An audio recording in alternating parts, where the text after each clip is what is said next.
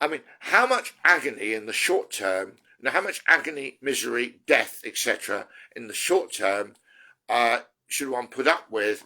In order, can we achieve heaven on earth eventually? Peace, harmony, congeniality, and conviviality for everyone.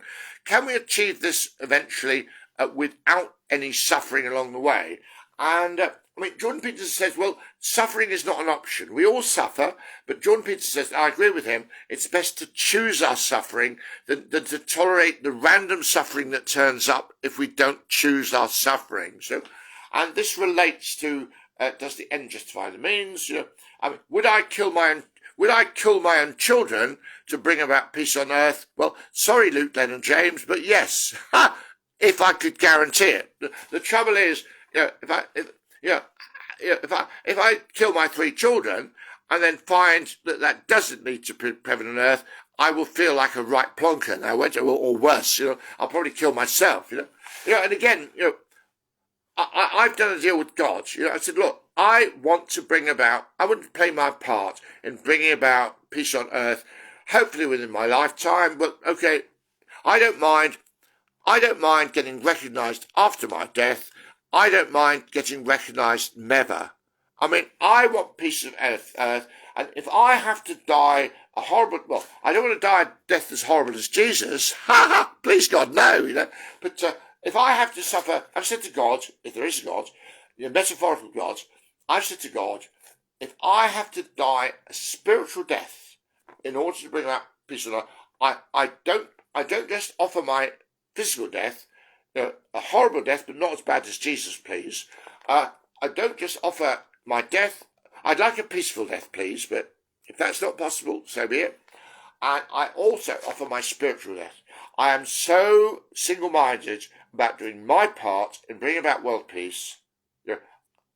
And I have a funny notion, if we bring about world peace, and, gosh, here I am with my messianic complex.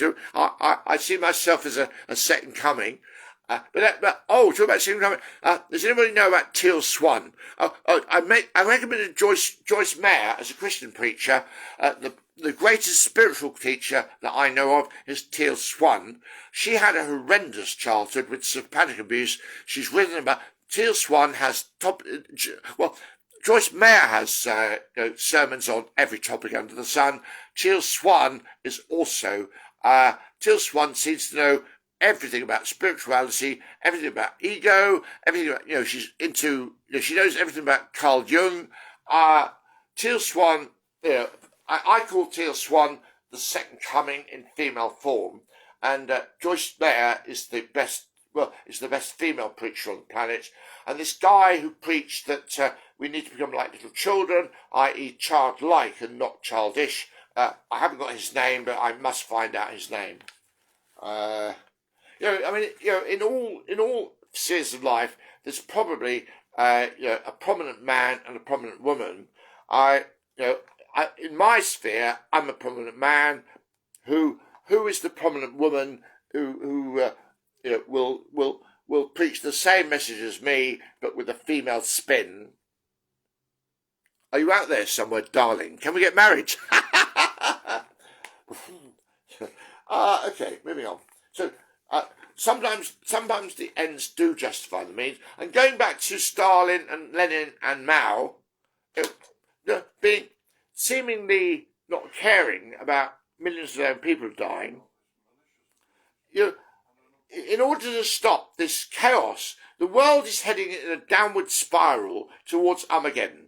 Now, if you have to sacrifice a few million of your own people to stop this downward spiral and turn it into an upward spiral, is that worth it? I would say yes. Stalin, Lenin and Mao would say yes, but millions of libertarians would say no. So again, we have a conflict between the unstoppable force and the immovable object. Now, there is a resolution to that, but I'm not going to go into that now. Right, next page. What I've written at the top of this page. Oh, Marx. I've mentioned Karl Marx. I've mentioned the Communist Manifesto.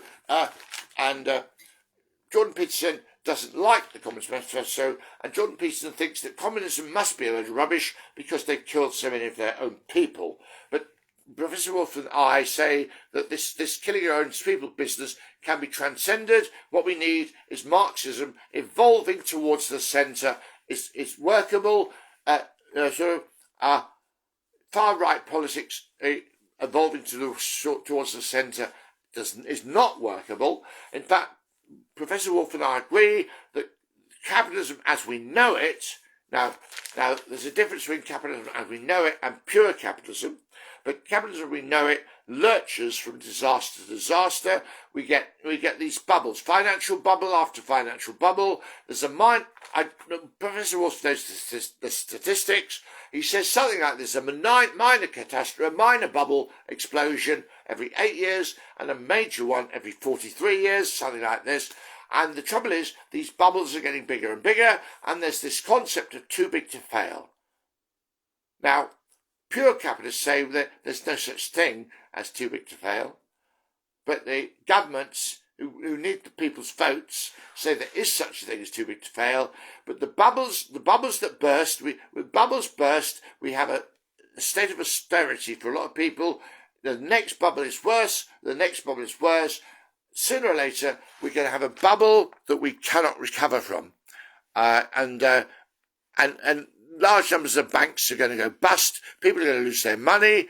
And in the world today, there's the China bloc, the Russian bloc, the European bloc, the American bloc, and there is a danger, a big danger, that one of these civilizations are going to collapse and the others will go over like a domino effect. So Marx in the Communist Manifesto, and there's Engels, and I think it's called the dialectic. You know, this thing about you come up with a thesis, you come up with an antithesis, and then you create a synthesis. And my word that I like is hybrid. You know, like public ownership, private ownership. We need the decent world needs some kind of hybrid, and there's the process of hybridization. But these things are. In the modern world, the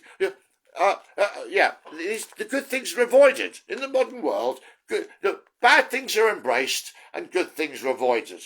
It's weird. But this is 1984 for you. The bad things are good and the good things are bad. 1984. Now, what we need, I mentioned this, is excellence when it comes to a fair and decent negotiation in the service of compromise, workable, sustainable compromise. And the best book available for this at the moment is Stephen R. Covey and his book called The Third Alternative.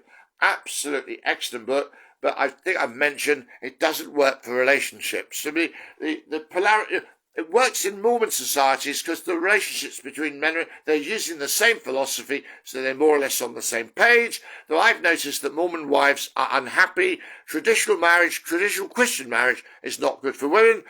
Maybe traditional Muslim marriage. I spoke to an imam about, are Muslim women unhappy? And he said, well, the only complaint he gets from Muslim women is their husbands are a lot older than them, so they don't get enough sex. Stephen Covey also wrote his flagship book. It's called The 7 Habits of Highly Effective People. Very useful. Another good book is The 8th Habit. I'll say more about that in a moment. But also there's The Third Alternative. And I'll say something about The 8th Habit. The 8th Habit is wonderful. The 8th Habit is something like this. Find your voice in a way. Find your own unique individual voice in a way that inspires other people to find their unique individual voice. Also, there's Marianne Williamson, who I think is actually running for president, so I hope. I'd love to see Marianne Williamson as president of the United States. Wonderful lady. She's written a poem, well, sort of a poem, called Our Greatest Fear, or is it called Our Deepest Fear? And I haven't memorised this poem exactly, but I know the gist of it. It starts off, our deepest fear is not that we're inadequate. Our deepest fear is that we are powerful beyond measure. But you see, with power becomes responsibility, and we're also responsibility averse, that we'd rather play small and not play into our power, where actually one should play big. Anyone encourage you to play big, get them behind you. Anyone who encourages you to play small, stay away from them. So our deepest fear is not that we're inadequate. Our deepest fear is that we're powerful beyond measure. And we say, and it goes on. Who are we? Who are we to be amazing, talented, fabulous, gorgeous? Who are we to be wonderful? Who are we not to be wonderful? We are children of God. We are children of God. Who are we not to be wonderful? Come on. Play to your strength. God has given us the capacity to be wondrous. Who are we not to be wonderful? Who are we not to be fabulous, talented, gorgeous? We are, each one of us, we are children. You are a child of God. Okay, all of a sudden I've alienated every staunch atheist on the planet is now up in arms against me. Or are they? Am I sort of expressing some kind of compromised truth that almost anyone can see some sense in? And the poem goes on. I love, this is my favourite line in the poem. You were meant to shine as children do. Again, it's this like, be thou like little children. Cultivate being childlike, but not at all childish. Childlike good, childish no. A wonderful child. Children, an undamaged child is a wonder to behold. You were born to shine as children do. And it goes on. This is an important bit I'm building up to. Do not hide your light, lest others feel insecure around you. So if you make others feel insecure, then you will lose popularity. And the modern world is driven by popularity. We all have a problem with loneliness, and the proper response to loneliness is to develop intimacy skills. Now, intimacy is the answer, not addiction. All of us are lonely. Well, maybe not all of us. Well, no, all of us are lonely. Deep down we're lonely, and the true answer is true intimacy. And Dora Loyal talks about women sabotaging intimacy